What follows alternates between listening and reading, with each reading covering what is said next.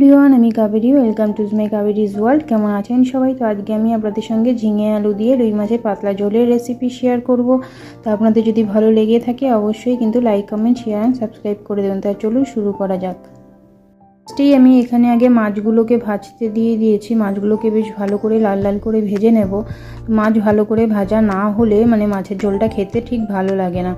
তো এখানে দেখুন আমার মাছগুলো বেশ ভালো করে ভাজা হয়ে গেছে। এবার মাছগুলোকে নামিয়ে নিয়ে এই তেলেই আমি ঝিঙেগুলোকে ভেজে নেব। তো এইখানে এই যে ঝিঙেগুলোকে ভাজতে দিচ্ছি, ঝিঙেগুলো কিন্তু বেশি ভাজবো না, বেশ একটু হালকা করে ভেজে নেব। তো এইখানে দেখুন ঝিঙেগুলো আমার ভাজা হয়ে গেছে। এবারে নামিয়ে রেখে এর মধ্যে বাকি রান্নাটা করে নেব। তো এর মধ্যে দিয়ে দিচ্ছি জিরে, তেজপাতা ফোড়ন দিয়ে দিচ্ছি। এবারে এর মধ্যে আলুগুলো দিয়ে দেবো। আলুগুলো ভাজা হলে তারপর এতে মশলা অ্যাড করব।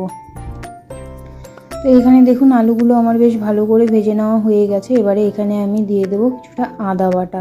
তো আদা বাটাটা আগে দিচ্ছি। আদা বাটাটা একটু ভাজা হলে পরে আদার কাঁচা গন্ধটা চলে গেলে এর মধ্যে বাকি মশলাগুলো অ্যাড করব। এখানে দেখুন আদাটা আমার বেশ ভালো করে ভাজা হয়ে গেছে। এবারে আমি এখানে মশলাটা দিয়ে দিলাম।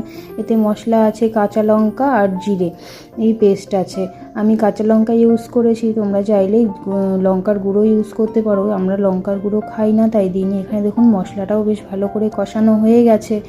তো এইখানে এই যে এবারে গরম জল দিয়ে দিচ্ছি।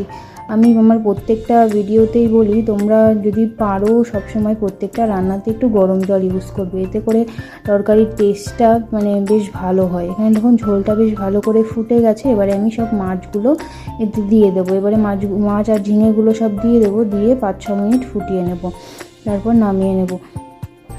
বেশি ফোটাবো না। তো এখানে এই যে মাছের ঝোলটা হয়ে গেছে। এখানে এবারে ধনেপাতা দিয়ে দিচ্ছি। ধনেপাতা দিয়ে এবারে মাছের ঝোলটা নামিয়ে নেব। তো এই যে আমার মাছের ঝোল পুরো রেডি হয়ে গেছে। তো এই ছিল আজকের রেসিপি। তোমাদের সবার কেমন লাগলো অবশ্যই কিন্তু আমাকে জানিও। আর ভালো লাগলে অবশ্যই like, comment, share and subscribe করে দিও। আর তোমরা কে কোথা থেকে এই ভিডিওটা দেখছো আমাকে অবশ্যই কিন্তু জানিও। তো চলো আজকের মতো টাটা।